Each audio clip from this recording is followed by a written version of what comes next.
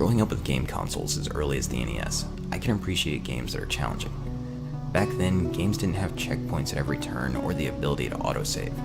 We had to practice, learn the enemy's patterns, and often leave our consoles on for days just so we wouldn't have to start all over. Games these days are easier. We're spoiled with multiple difficulty settings, autosaves, checkpoints galore, the ability to manually save whenever we want, the ability to have multiple save files in case we screw up, and even the option to lower the difficulty mid-game if it's still too tough for us. Don't get me wrong, I have nothing against games being easier. Today's games have stories that rival blockbuster movies and are far more intricate than games from the 8 or 16-bit days in both level design and controls. If games these days were as difficult as they were roughly 2 decades ago, and still had those things, I doubt most of us would even see the endings developers spend so much time and effort on.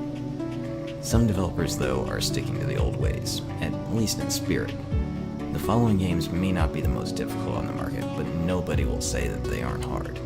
So join me as I count down my top 5 favorite difficult games. Geometry Wars and Retro Evolved were both difficult games, and they only featured a single mode, the standard dual-stick shooter. Retro Evolved 2, though, takes an already difficult game and adds 5 additional modes, each difficult in their own unique way. Deadline puts you against the clock to get a high score. King forces you to attack from set areas on the map and nowhere else. Pacifism strips you of your guns and your bombs completely, leaving you helpless. Waves puts you against a never-ending onslaught of predictable enemy patterns that get harder and harder to defeat with each group of enemies. Sequence gives you a set number of lives to beat a series of levels. If you die, you move on to the next level. The last mode, Evolved, is your standard dual-stick shooter. You have your standard guns and bombs, and after you get a certain score, you get more lives and bombs.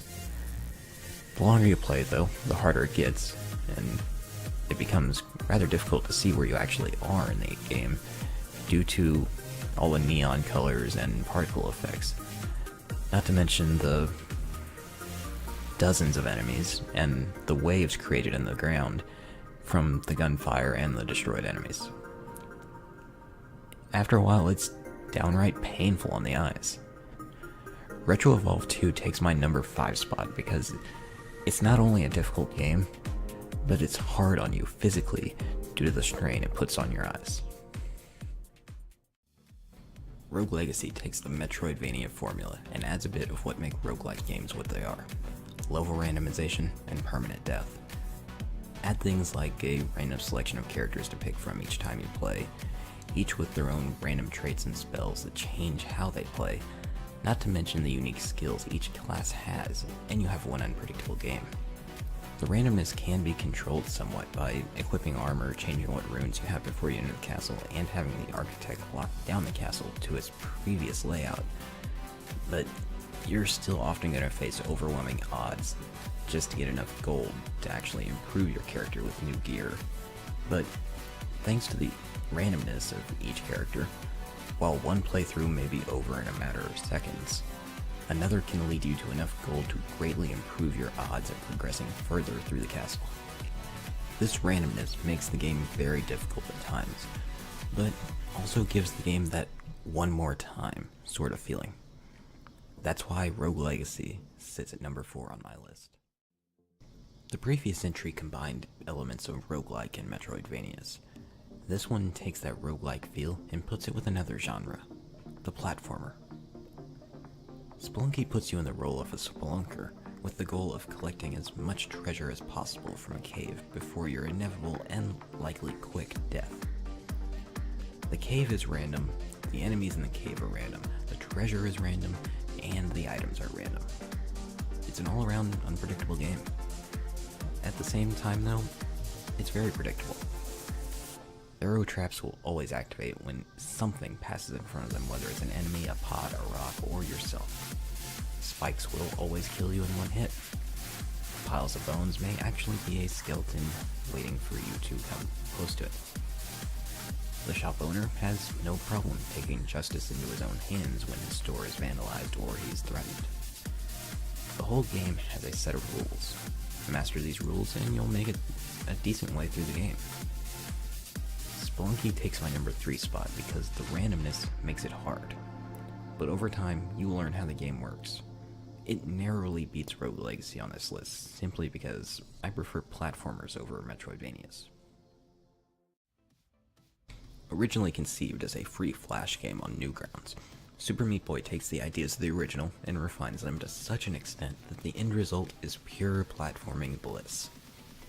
Though it can also be seen as a place where good controllers go to die, thanks to its quote, tough as nails difficulty. Super Meat Boy starts out simple enough, with a few tutorial levels to show you how to run, jump, and wall slide.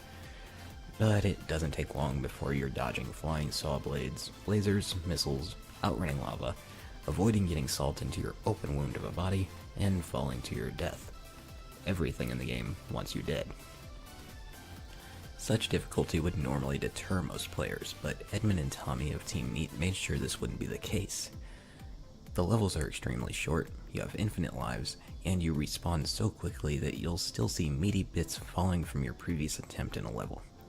Death is more of a minor inconvenience than anything else.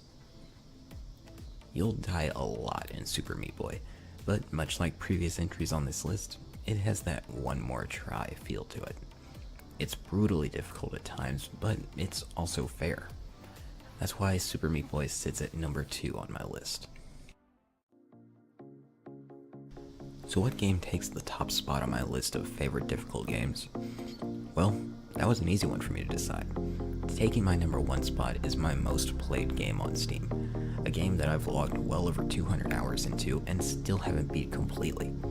It's a game that features random dungeons, random items, random enemies, and random bosses. It's a game that is different each and every time you play. My number 1 entry on this list is none other than The Binding of Isaac. The randomness is what makes this game so addicting. One run may present you with some of the absolute worst items in the game, while another may leave you so overpowered early on that the rest of the game is a piece of cake. Many of the items stack too, so the possibilities of how your character will play and even look are completely endless. If you like games that are hard, The Binding of Isaac is easily one of the best values for your money.